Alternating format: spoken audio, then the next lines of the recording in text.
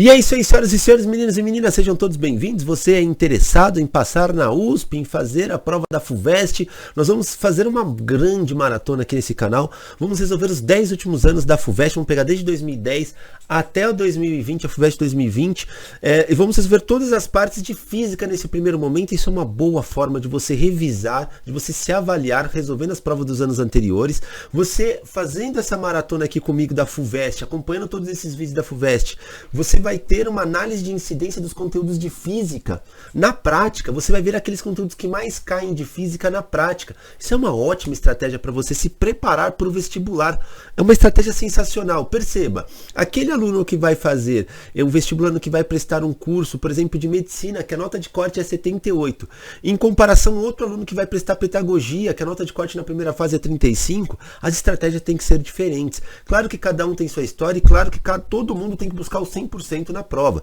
De 90 questões tem que buscar acertar os 90. Mas entenda só, o aluno de medicina que quer prestar medicina, ele precisa buscar o 100% em física, acertar todas as questões. Ele não tem muitas opções. Já o aluno que vai prestar pedagogia, que a nota de corte é 35, ele pode canalizar melhor as suas energias, o seu foco, onde ele vai estudar mais, quais conteúdos que caem mais no vestibular para ele estudar um pouco mais. Então, porque não necessariamente ele precisa ter o 100% em física. Claro que deve buscar, mas não necessariamente ele precisa fazer todas as questões de física. Então, fazer essa análise de incidência dos conteúdos que mais caem, além de te ajudar a estudar aqueles, ficar mais atento, estudar mais os conteúdos que estão sendo cobrados na prova da FUVEST, te dá uma ideia de estratégia. Isso é muito importante, é muito importante. Então, para começar a nossa maratona aqui da FUVEST, vamos começar com o ano de 2010. O que você estava fazendo em 2010? Deixa aí nos comentários. Olha só, em 2010 caiu essa primeira questão aqui de física, a questão 81, mas antes de começar a questão 81 aqui, tá aqui, ó. Ele tem uma parte, um campo de observação. Ele diz o seguinte: nas questões em que for necessário, adote G, a aceleração da gravidade na superfície da Terra, o valor de 10 metros por segundo ao quadrado. Aqui padrão normal. Para C, a velocidade da luz no vácuo, o valor de 3 vezes 10 elevado a 8 metros por segundo. Também tranquilo, tanto a aceleração, a velocidade da aceleração da gravidade e a velocidade da luz, tranquilo, são números que a gente já está acostumado também, esses arredondamentos nós já estamos acostumados. Então, a questão 81 ela diz o seguinte: astrônomos observaram que a nossa galáxia, a Via Láctea, está a 2,5 vezes 10 elevado a 6 anos-luz de Andrômeda, a galáxia mais próxima da nossa. Com base nessa informação, estudantes em uma sala de aula afirmaram o seguinte: 1.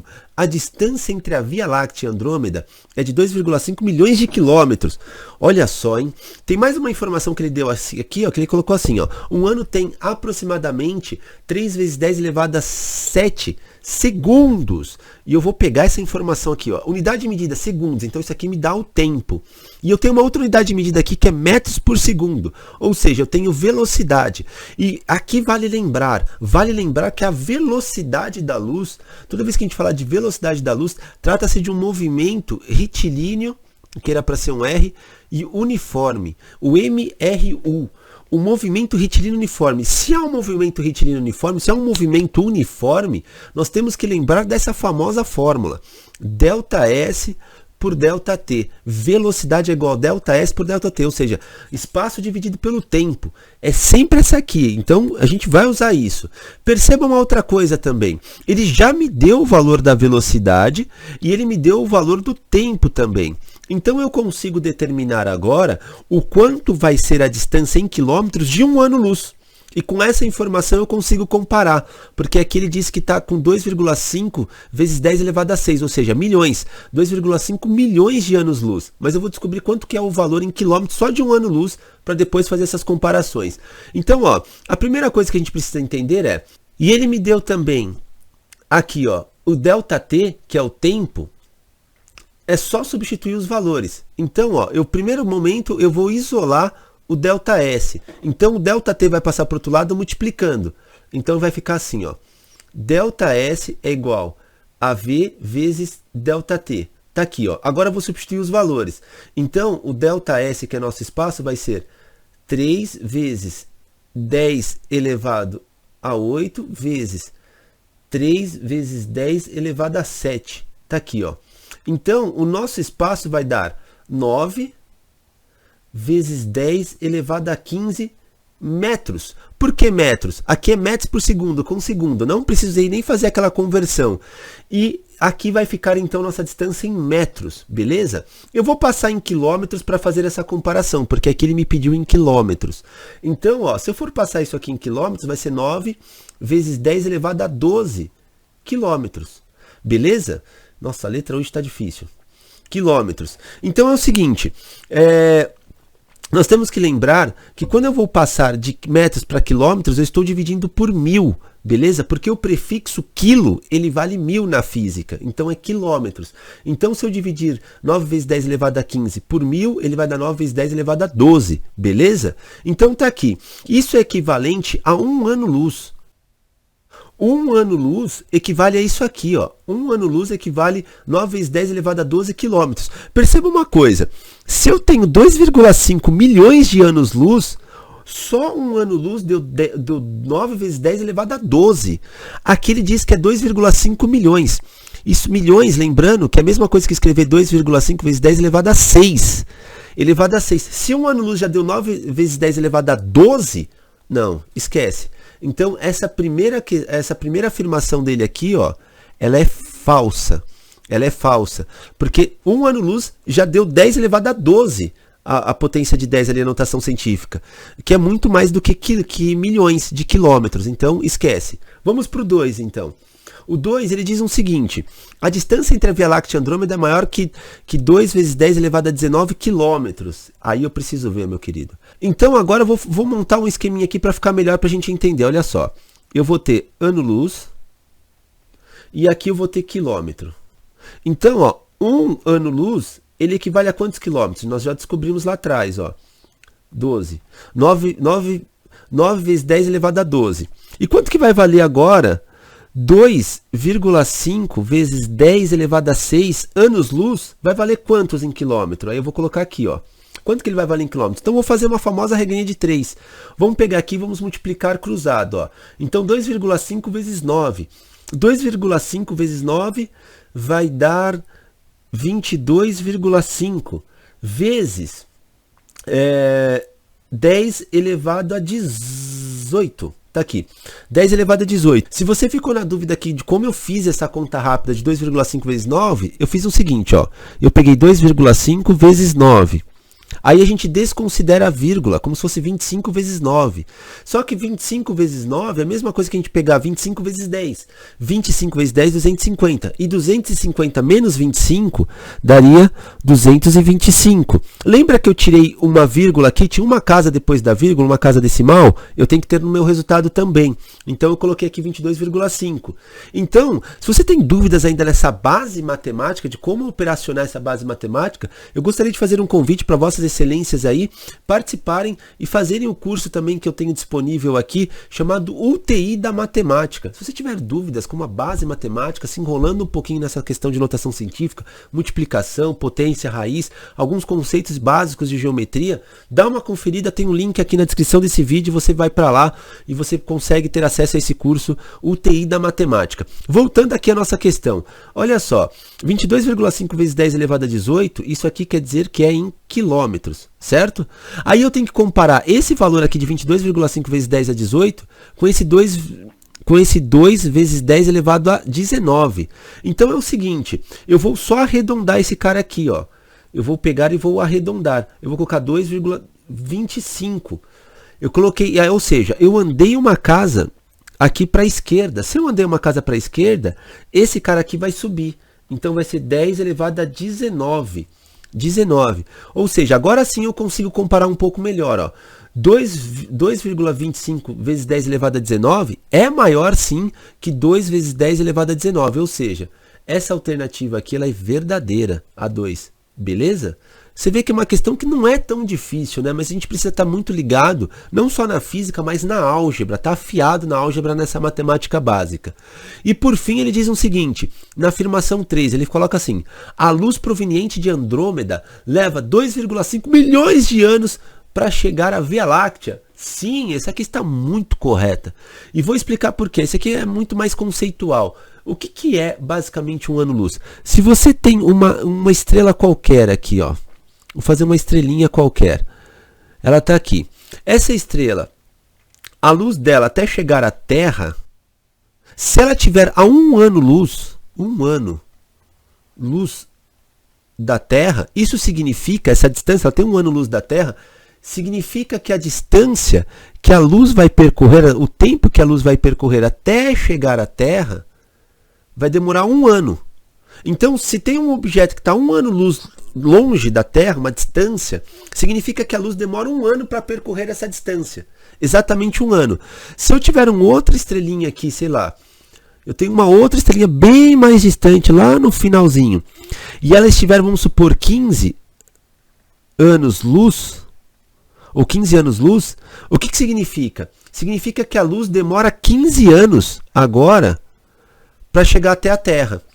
Então, perceba, se tem uma distância, a Andrômeda está a uma distância de 2,5 milhões de anos-luz da Terra, significa que sim, vai demorar 2,5 milhões de anos para a luz chegar até a Via Láctea. Então, a luz proveniente de Andrômeda leva, sim, 2,5 milhões de anos para chegar até a Via Láctea. Então, eu espero que vocês tenham entendido essa primeira questão aqui. E já, vamos para a próxima, a questão de número 82. A questão 82 diz o seguinte: na cidade universitária USP, um jovem em um carrinho de rolemã desce a Rua do Matão, cujo perfil está representado na figura abaixo, em um sistema de coordenadas em que o eixo OX tem a direção horizontal. No instante t igual a 0, o carrinho passa em movimento pela posição y igual a y0 e x igual a 0. Essa informação é relevante, que ele quer dizer que tudo começa a partir daqui. Beleza. Dentre os gráficos das figuras abaixo, os que melhor poderiam descrever a posição x e a velocidade v do carrinho em função do tempo são respectivamente. Então, para essa questão 82, ela é gráficos, ela vai falar um pouquinho mais sobre os gráficos do movimento retilíneo uniformemente variável e do movimento retilíneo uniforme. Olha só, nós temos que lembrar duas coisas antes de começar essa questão aqui. Qual que é a diferença do movimento retilíneo uniformemente variável para o movimento retilíneo e uniforme? Qual que é a diferença dos dois? Qual que é a diferença? A aceleração. Esse aqui tem aceleração e esse aqui não tem aceleração, beleza? E a gravidade é uma aceleração.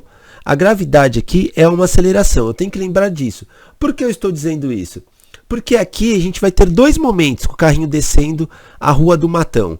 Aqui, ó, na Rua do Matão, vocês vão perceber que nesse exercício, nós temos nesse primeiro momento, quando ele está descendo, lembra um pouquinho das aulas de plano inclinado da física, lá das leis de Newton, da terceira lei de Newton.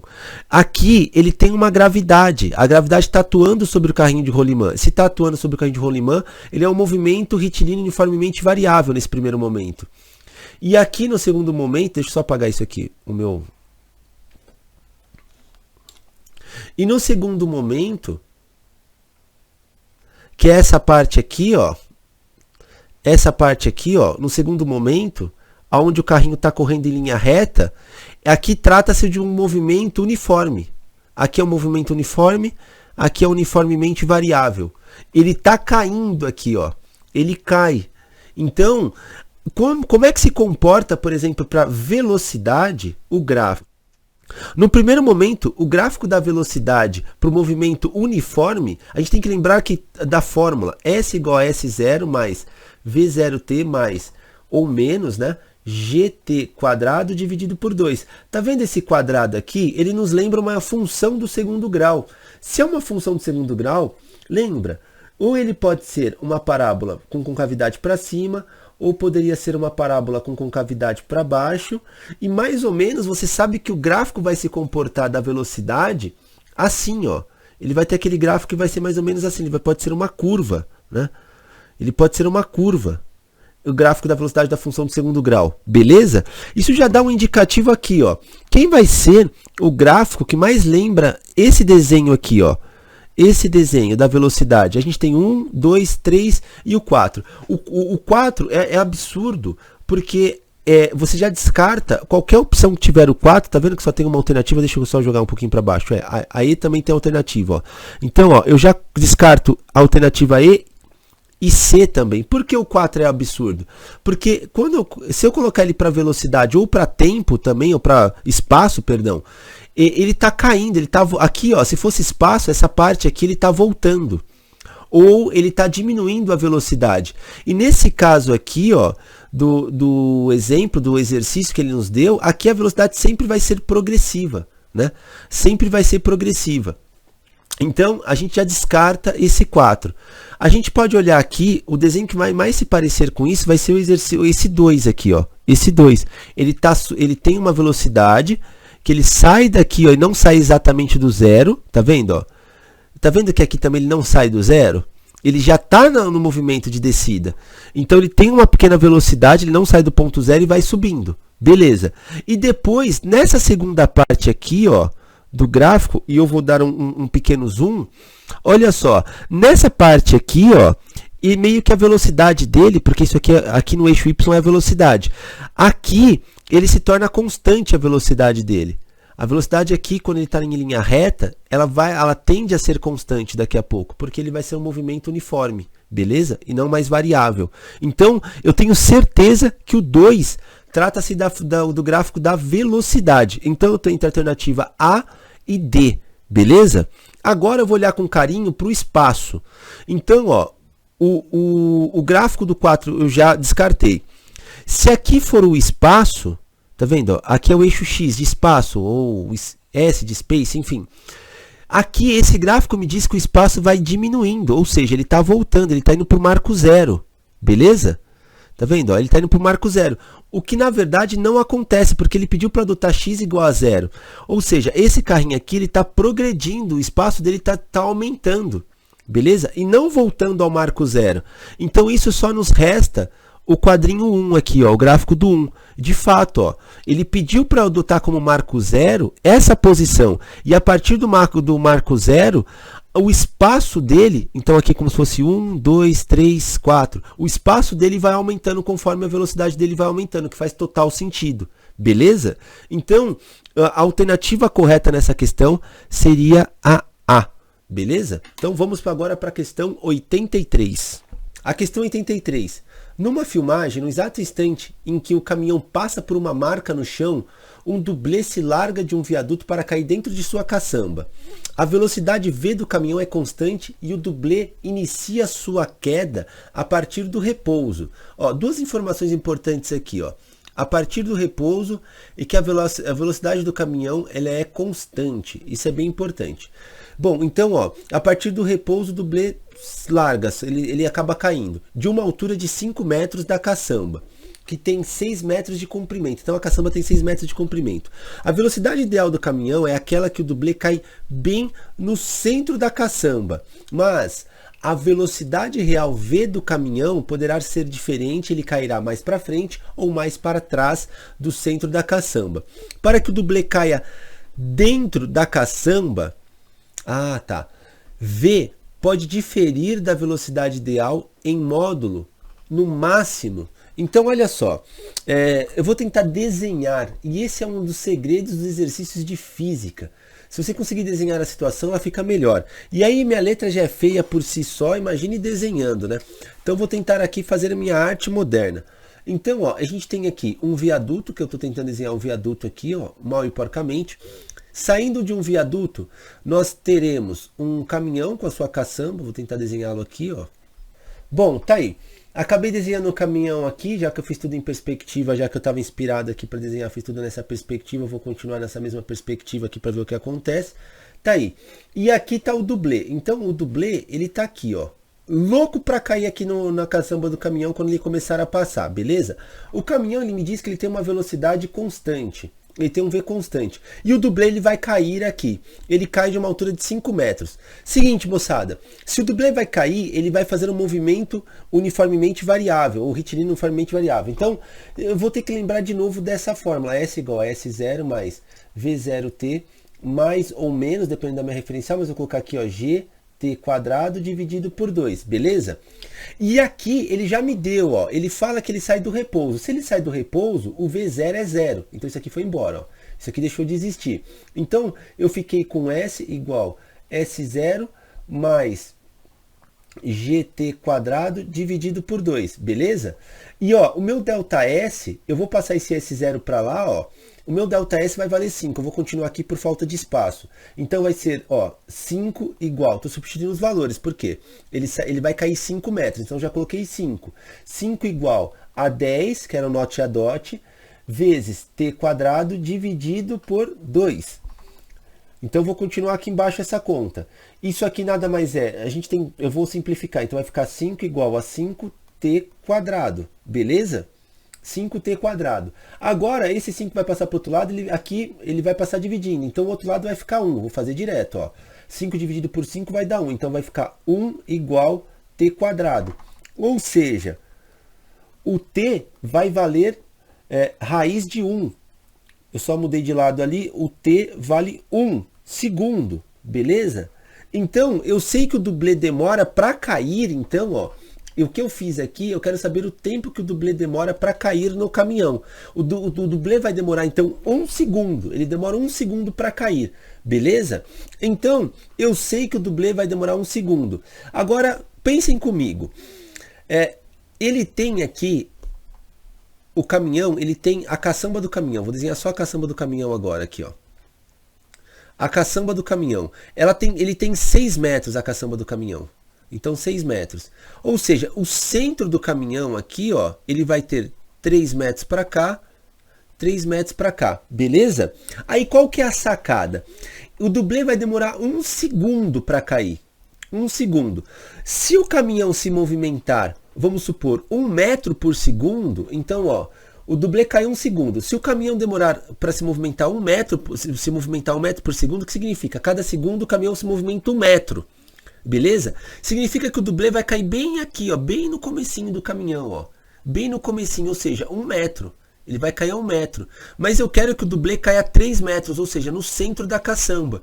Então, minha única alternativa que ele vai dar aqui, o módulo da velocidade do caminhão, ele tem que ser de 3 metros por segundo para que o dublê caia bem no centro da caçamba. Beleza? Então, essa parte aqui, a segunda parte requer muita interpretação do exercício. Então, eu sei que o dublê vai cair a 1 segundo e eu sei que o caminhão que está vindo aqui nessa direção, ele tem que se movimentar 3 metros por segundo. Para quê? Para o dublê cair bem no meio da caçamba. Se o caminhão se movimentar, por exemplo, a 5 metros, ou se fosse, por exemplo, 7 metros por segundo, o que aconteceria? O dublê ia cair aqui, ó. Provavelmente ia se espatifar no chão. O caminhão ia passar e o dublê, pum, ia cair no chão. Se o caminhão fosse a 5 metros por segundo, o dublê ia cair bem no finalzinho da caçamba aqui, beleza?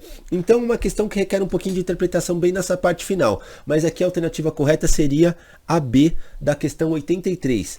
A questão 84 diz o seguinte: um avião com velocidade constante e horizontal voando no meio de uma tempestade repentinamente perde altitude, sendo tragado para baixo e permanecendo com a velocidade constante vertical de módulo A maior que G, ou seja, a aceleração maior que a gravidade. Beleza. Em relação ao solo, durante um intervalo de tempo ΔT.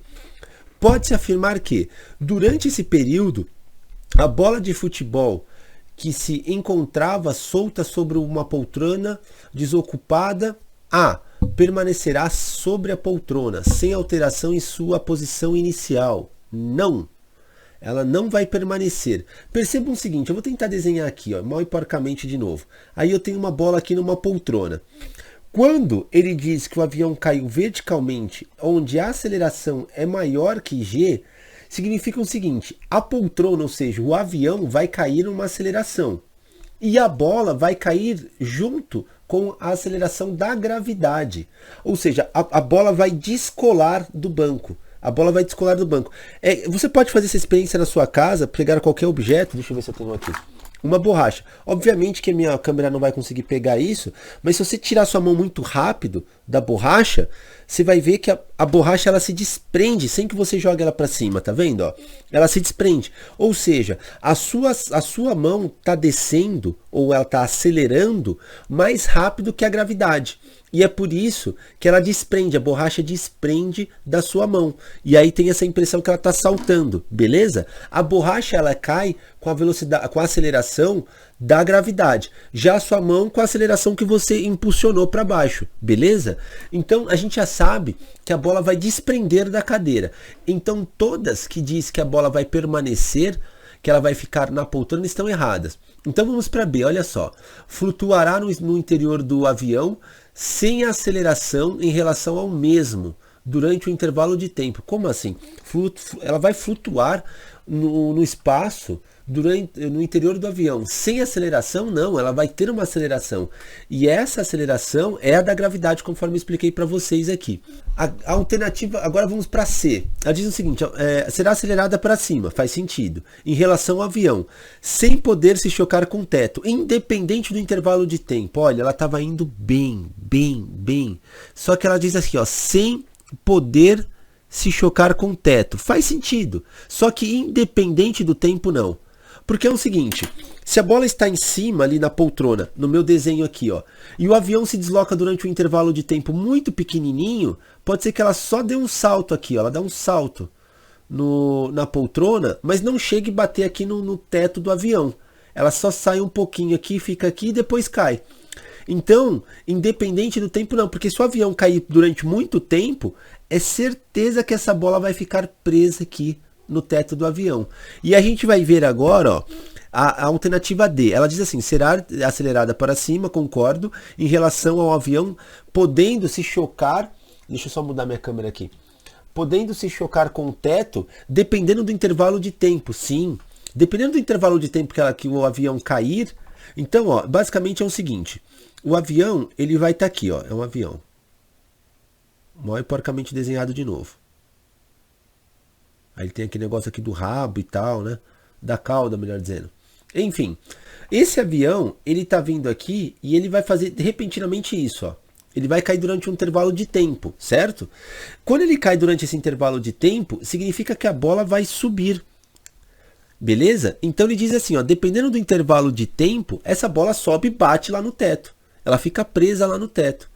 Então, a alternativa D é essa que vai ser a nossa correta. Só para a gente entender, a E diz a seguinte, será pressionada contra a poltrona. Não, esquece, já para de ler aqui que ela é muito absurda. A E é a mais absurda, ela vai ficar pressionada, ela vai ter uma aceleração não para cima, mas para baixo, que não é isso que vai acontecer aqui. Então a alternativa é um exercício bem conceitual aqui de ação e reação da FUVEST 2010, mas é um exercício bem bonito e bem interessante também. É isso aí, questão 85, vamos embora. Vamos lá, rapaziada, é o seguinte, a questão 85, ela diz assim, a partícula neutra conhecida como meson K é instável e decai, emitindo duas partículas com massas iguais. Essa parte é muito importante, as massas são iguais, uma positiva e outra negativa, chamadas respectivamente de meson P positivo e meson P negativo. Beleza.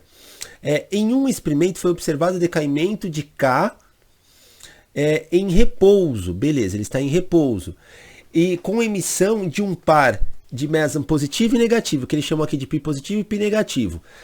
Das figuras abaixo, qual poderia representar as direções e sentidos das velocidades das partículas meson positivo e meson negativo no sistema de referência em que K estava em repouso?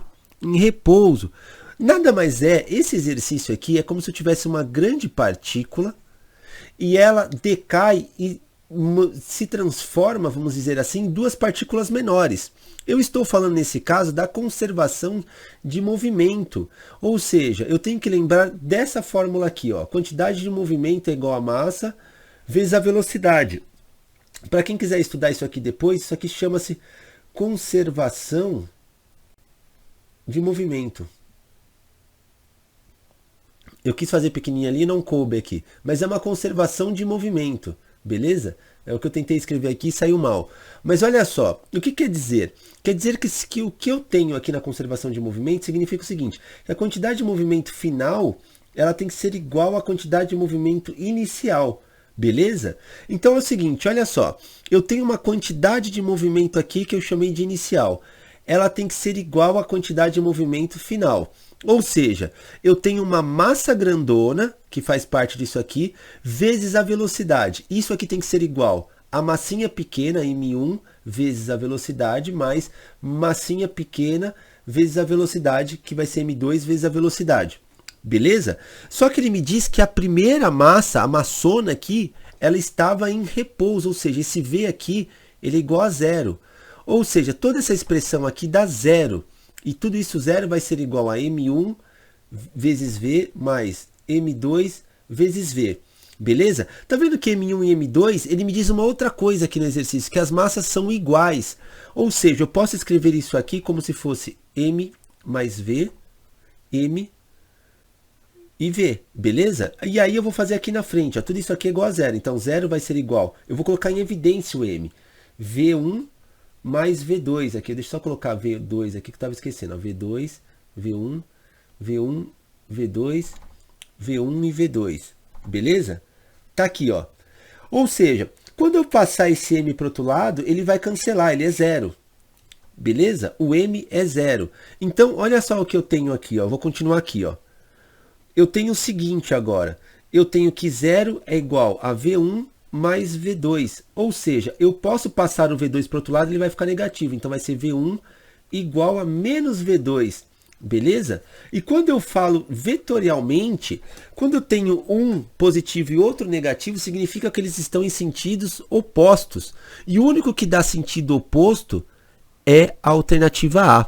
Repare só, nesse exercício, uma boa sacada aqui, além dessa explicação física da quantidade de movimento, lembra, quando eu falo de decaimento de partícula, é como se eu tivesse uma partícula grande e ela quebra, como giz, assim, ela quebrou e virou dois pedacinhos pequenos. O exercício me diz que um é positivo e outro é negativo. Então você poderia deduzir, mas essa não seria a forma correta de resolver esse exercício. Se um é positivo e outro é negativo, o positivo e o negativo eles vão se repelir. Um vai para um lado, outro vai para o outro. Então, de forma intuitiva, no chute, entre aspas, você também poderia acertar colocando a alternativa A. Mas esse exercício requer um conhecimento de conservação de movimento, e a conservação de movimento é o movimento inicial é igual ao movimento final, ou final é igual ao inicial. E aí, a partir dessa informação, você chegaria a essa conclusão que a velocidade de 1 é igual menos a velocidade de 2. E aí você saberia colocar ele, pensar ele de forma vetorial do jeito que ele pediu. Beleza? Uma questão relativamente tranquila, com um texto denso. O texto, você olha assim, o texto e fala, puta, esse texto é muito difícil, essa questão é muito difícil. Mas quando você vai resolver uma questão com um texto muito difícil, ela se torna tranquila. Vamos para a questão agora 86. A questão 86 diz o seguinte: energia térmica obtida a partir da conservação de energia solar pode ser armazenada em grandes recipientes isolados, contendo sais fundidos em altas temperaturas. Para isso, pode-se utilizar o sal nitrato de sódio. Aí ele coloca a fórmula dele, aumentando a sua temperatura de 300 para 550 graus Celsius, fazendo-se assim uma reserva para períodos sem insolação. A energia armazenada poderá ser recuperada com a temperatura do sal retornando aos 300 graus Celsius. Beleza. Para armazenar a mesma quantidade de energia que seria obtida com a queima de 1 litro de gasolina, necessita-se de uma massa de sal de nitrato de sódio igual a... Então, para começar essa questão aqui, a gente tem que lembrar do calorimetria, da quantidade de calor. Quantidade de calor é igual a massa vezes o calor específico vezes a variação de temperatura, beleza? E aí repararam o seguinte, ele me deu a quantidade de massa, ou a quantidade de calor, perdão, a quantidade de calor ele deu, tá aqui, ó. Ele me deu a quantidade de calor é energia, a gente não pode esquecer disso. E Joule é uma unidade medida para energia, então tá aqui, ele me deu a quantidade de calor. Ele me deu a massa? Não, eu quero descobrir a massa, é isso que ele está perguntando. Ele me deu o calor específico? Deu sim, tá aqui, ó. O calor específico, ele me deu. O calor específico do nitrato de sódio, ele me deu. Ele me deu a variação de temperatura? Deu sim, ó. De 300 vai para 550, ou seja, a variação de temperatura foi 250. Aqui é só substituir os valores, então. O que eu vou fazer? Eu vou pegar a quantidade de calor.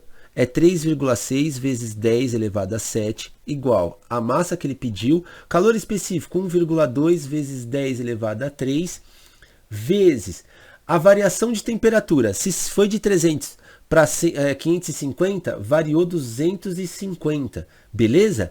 E aqui virou, agora acabou a física, virou álgebra. Então, ó, vou isolar a massa.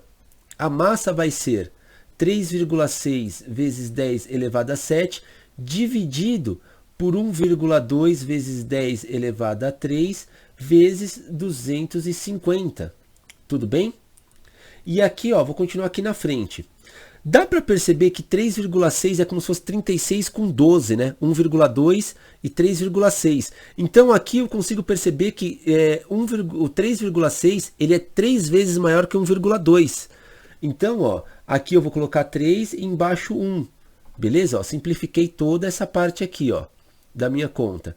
E aqui eu vou fazer agora a divisão de bases iguais, subtrai os expoentes. Então isso aqui vai ficar elevado a 10, elevado a quanto aqui? Eu vou fazer 7 menos 3, 4. Beleza? E aí eu vou continuar agora aqui embaixo, ó, e vou deixar o 250, ele permaneceu aqui. Aí qual que é a sacada? Aí fica a seu critério como você quer fazer isso aqui agora, essa conta. Mas, fazendo essa conta aqui, dá pra gente ajustar isso, multiplicar aqui por 4 e por 4 aqui, ó, em cima e embaixo. Então a massa vai ser, quanto que é 3 vezes 4? 3 vezes 4, isso aqui vai dar 12. E embaixo, por que eu multipliquei por 4? Para dar 1000 embaixo. Embaixo deu 1000, vezes 10 elevado à quarta. Ou seja, esse 1000 aí dá para colocar 12 vezes 10 elevado à quarta, dividido por 10 elevado a 3. Tudo bem? Só estou colocando aqui, fazendo passo a passo. Isso aqui vai dar 120. Por quê? Esse com esse vai sair, vai ficar 10 elevado a 1, ou seja, 10 vezes 12, 120 quilogramas. Beleza? Então é uma questão mais simplesinha do exercício, e isso aqui bate com a alternativa C. Beleza? Opa, C não, B. Eu falei aqui, mas dá a alternativa B.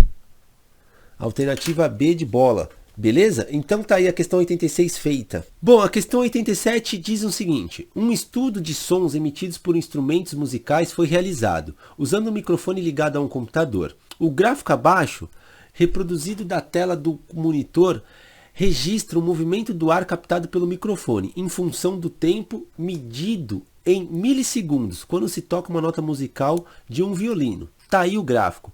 Aí aqui no quadrinho ele deu a nota e a frequência em hertz. Tá aí, ó, do, ré, mi, fá, e foi embora a frequência. Beleza. Consultando a tabela acima, pode-se concluir que o som produzido pelo violino era da nota... Beleza, ele me deu uma informação bem importante aqui. Ele diz que 1 milissegundo é igual a 10 elevado a menos 3 segundos. Olha só, se ele falou de frequência, eu tenho que lembrar disso, que, por exemplo, a frequência é igual a 1 dividido pelo período que a gente chama de T. Então, o F, eu vou fazer melhor a letrinha ali, que ficou ruim essa. Olha só, o F nada mais é do que F é igual a 1 dividido pelo período, beleza? Então, eu tenho isso aqui. Eu sei também agora, e eu preciso identificar qual é o período para eu saber qual é a frequência. O período vai sair do gráfico. Como assim o período vai sair do gráfico? Primeiro eu preciso saber o comprimento de onda é um período. Então assim, ó, eu vou desenhar mó e porcamente aqui. Eu tenho uma onda que está aqui assim, ó, ela faz isso, ó. Vai embora. Certo? Esse risco que eu fiz aqui, ó, é o nosso gráfico. Tá aí. E eu tenho essa onda. Ela saiu aqui, vamos supor que eu peguei esse ponto aqui, ó, o ponto A, beleza? Aonde o ponto A se repetir de novo, ó, aqui desceu, e ele começar a subir novamente, por exemplo, aqui, ó, o ponto A, e esse ponto B, aonde ele se repete, subindo de novo, toda essa distância aqui, ó, eu chamo de um comprimento de onda. Ou seja, essa distância aqui, ó, esse tempo que a onda fez de subir e depois voltar, eu chamo de período. Por exemplo, onde eu vou ter um outro período que é mais fácil de se ver? Aonde está a parte mais alta da onda, aqui, ó, e aqui, ó. Aqui meu desenho ficou ruim, ele ficou tosco. Mas, ó, esse ponto aqui que eu vou chamar de D, de C e D. Esse aqui é um período também da onda, ó. É um período, beleza? Esse conceito, ele é muito, muito importante. Agora, eu vou procurar isso no gráfico aqui, ó. Eu vou dar um zoom nesse gráfico. Dei um zoom no gráfico para a gente dar uma olhadinha aqui. Ficou baixa a resolução, mas olha só. Aonde a onda se repete? É isso que eu estou procurando. Por exemplo, e procurando próximo de um desses risquinhos aqui para a coisa ficar mais fácil. Ó. Por exemplo, ó, tá vendo? Ó, aqui ele começa em cima de um risquinho, ó, nesse ponto azul. Aonde vai ter de novo esse mesmo desenho? Ele foi. Tá aqui, ó. Tá vendo? Ó? Ele foi para cá. Então aqui eu tenho um período de onda, tá vendo? Ó? O desenho se repetiu, ó. Ele saiu aqui, que eu posso chamar do terceiro pontinho, e foi um pouquinho mais para frente do pontinho aqui. Ele está no azul. Aonde eu posso enxergar de novo? Mais ou menos aqui, ó. Aqui também eu tenho um ponto, e aqui ele vai se repetir, ou seja, aqui eu tenho um comprimento de onda e tenho um período. E ele está um pouquinho para frente ali, ó, do 10, tá vendo? Do 10. Eu posso até arredondar. E lembrando, ó, eu tenho aqui 5, então aqui significa que aqui vai ser 6, aqui vai ser 7, ó, tá vendo? Vou arredondar isso aqui, ó. Aqui vai ser 8 e por consequência aqui vai ser 9, beleza? Eu só ajustei aqui nosso gráfico. Então, ó, eu vou pegar desse ponto aqui, ó, eu vou pintar de vermelho agora. Eu vou pegar daqui, ó. O período que sai daqui, que está no 7,5 e está chegando ali no 10, um pouquinho mais para frente do 10, então. Então, tá vendo? Ó, ele sai 1, 2, 3, 4, 5. Ou seja, ele tem aqui 2,5. Eu vou arredondar ali para 2,6, porque cada um desse aqui vale meio, ó. Então aqui dá 1, aqui deu outro 1, aqui deu meio, certo? Essa parte, ó. Só que tem um pouquinho mais para frente ali. Então a gente pode arredondar para 2,6. Ou pode deixar 2,5 também, não tem problema. Mas eu vou arredondar para 2,6. Deixa eu tirar o zoom. Agora que a gente achou nosso período, então, ó, eu achei que o meu período vale 2,6 arredondando ali. Ou 2,5 também serve. Milissegundos, beleza? E aí, o que eu vou fazer agora? Eu vou lembrar dessa fórmula, que frequência é igual a 1 sobre período.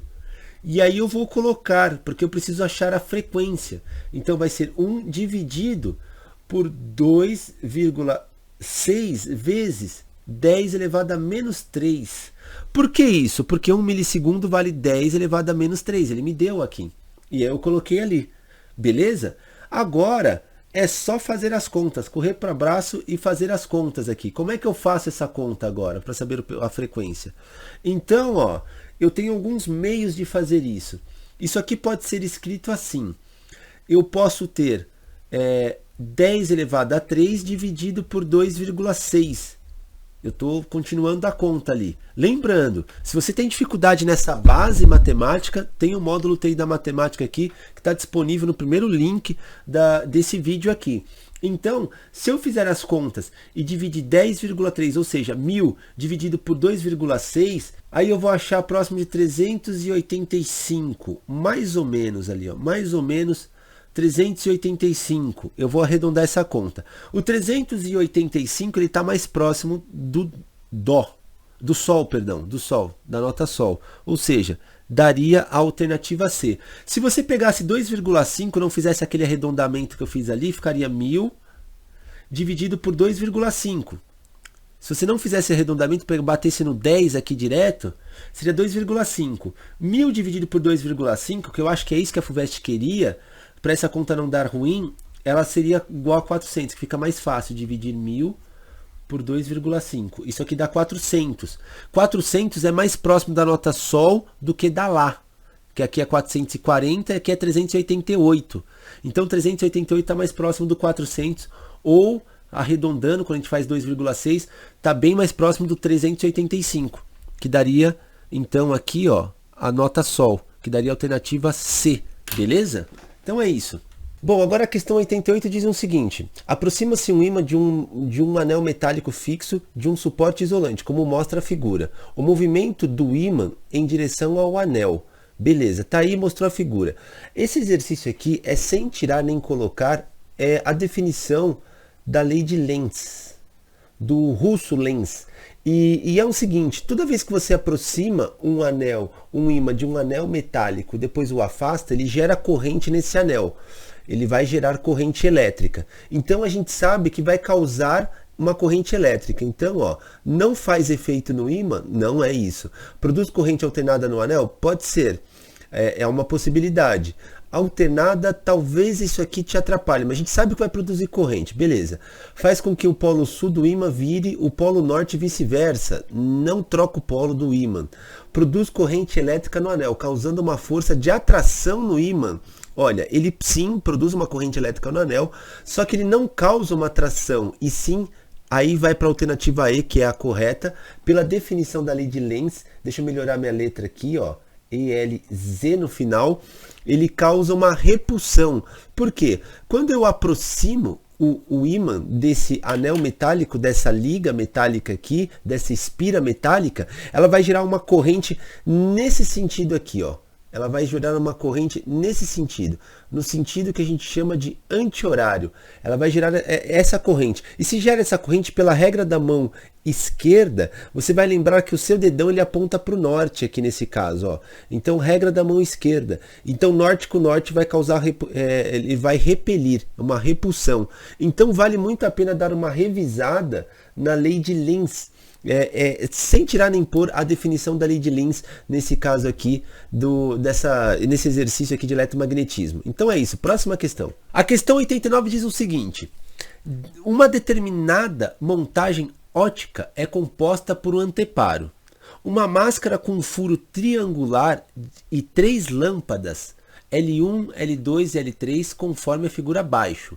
L1 e L3 são pequenas lâmpadas de lanterna, e L2 uma lâmpada com filamento extenso e linear, mas pequena nas outras dimensões. No esquema apresenta-se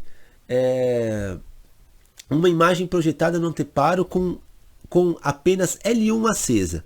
Então ele me diz aqui, ó, essa questão de ótica, ele diz o seguinte: ele diz que quando só L1 está aceso, a luz passa por esse furo aqui na máscara, e no anteparo ela para aqui, ó. E como é um ponto de luz, então ele vem aqui, passou para cá, correu e ficou aqui, beleza?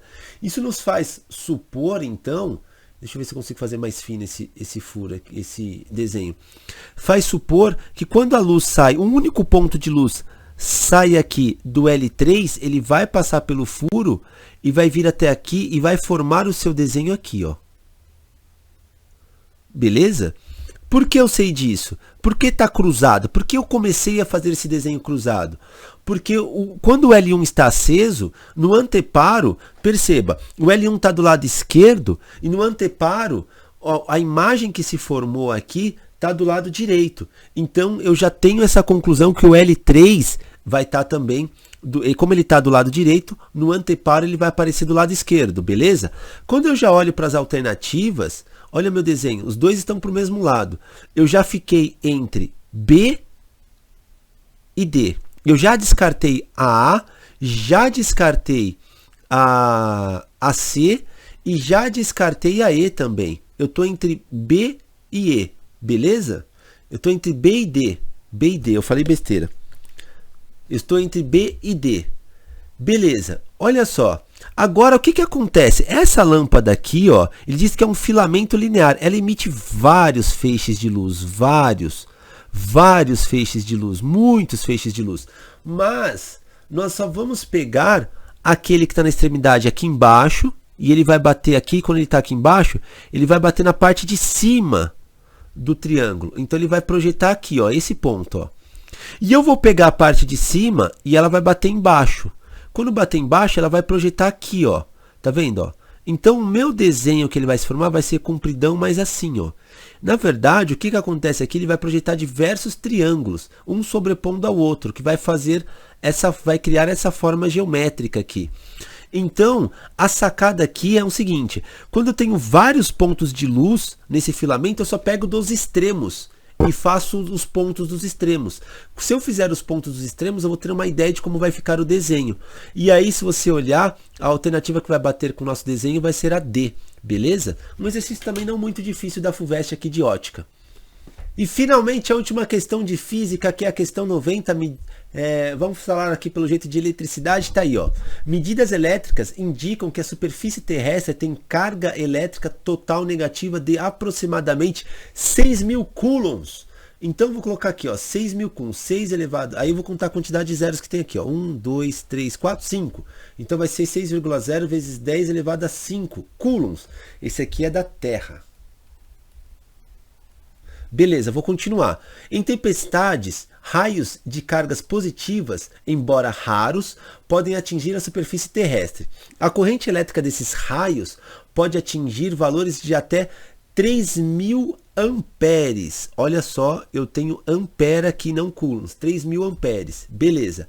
Que fração de carga elétrica total da Terra poderia ser compensada por um raio de 3.000 amperes de duração de 0,5 segundos. Então ele quer saber que fração de carga elétrica, ou seja, se ele falou de carga elétrica, ele quer saber de coulombs. Ele quer uma razão, fração. Ele quer saber a razão. Olha só, daqui a gente tem que lembrar o seguinte, que a corrente elétrica é medida pela quantidade ou variação de carga dividido pela variação de tempo. E é através dessa fórmula que a gente sai para o kit. Aqui, ó, o kit. Beleza? Isso aqui é bastante utilizado na química, essa fórmula. E aí, o que eu preciso fazer agora? Eu sei a quantidade de carga que tem na Terra, mas agora eu quero saber a quantidade de carga que tem no raio. Então, para o raio, eu vou usar a fórmula do kit. Aí é o seguinte, eu tenho aqui a corrente que passa por um raio? Tenho. Ele me deu ali, ó, é 3,0 vezes 10 elevado, quantos zeros tem aqui? 5. Elevado a 5 vezes 5 vezes 10 elevado a menos 1. Por que menos 1? Porque tem um zero aqui à esquerda, beleza? Então eu já estou colocando em notação científica para a coisa ficar mais tranquila. E aí isso aqui vai me dar a quantidade de carga que vai ter em um raio.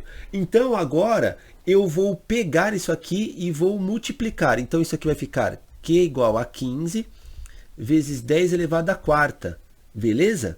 Ou seja, isso aqui vai dar carga é igual a 1,5 vezes 10 elevado a 5, beleza? Só coloquei aqui, 1,5 vezes 10 elevado a 5 coulombs. Então um raio tem 1,5 vezes 10 elevado a 5 coulombs, beleza? Então agora eu vou comparar os valores, porque ele me pediu aqui uma espécie de razão. Então, ó, a razão entre a Terra e o raio, beleza? Então, ó, continuando, eu vou colocar a carga do raio. A carga do raio dividido pela carga da Terra. Isso aqui nada mais é do que, eu vou colocar assim, 1,5 vezes 10 elevado a 5 dividido por 6 vezes 10 elevado a 5 também. Isso aqui vai embora com esse, e aí eu vou comparar 1,5 com o 6. Quantas vezes 1,5 cabe no 6? Quantas vezes? A gente vai chegar à conclusão que vai ser 1 quarto. 1,5 cabe 4 vezes no 6. Ou seja, nós teremos a resposta aqui de 1 quarto, que daria a alternativa C. Uma questão não muito difícil, né? Uma questão que você precisa estar atento e lembrar dessa fórmula aqui da corrente elétrica, relacionar corrente elétrica com carga, ou simplesmente ir direto para essa fórmula do kit que é muito utilizada na química, beleza? Então é isso, moçada. Eu espero que tenham gostado aí. Se está rolando alguma dúvida na matemática básica, corre atrás do nosso UTI da matemática, o nosso curso aqui. Vale muito a pena. Nós vamos maratonar aí para ajudar todo mundo nesse processo da FUVEST. Pretendo fazer mais para frente também, não só de física, mas de matemática e química também. Pegar todas as ciências exatas e ajudar a moçada a resolver esses exercícios. Não são muito difíceis, mas dar uma boa estratégia, dar uma boa noção para como você deve estudar para fazer as provas da FUVEST. Isso é muito válido também. Então é isso, forte abraço, agradeço a todos. Se rolar qualquer dúvida aí, não hesite, deixe aí nos comentários. Eu faço questão de te responder. Se eu não conseguir responder você escrevendo e tudo mais aqui no comentário, eu abro uma live ou gravo um vídeo respondendo também as suas dúvidas, beleza? Então é isso, forte abraço e até a próxima e fui!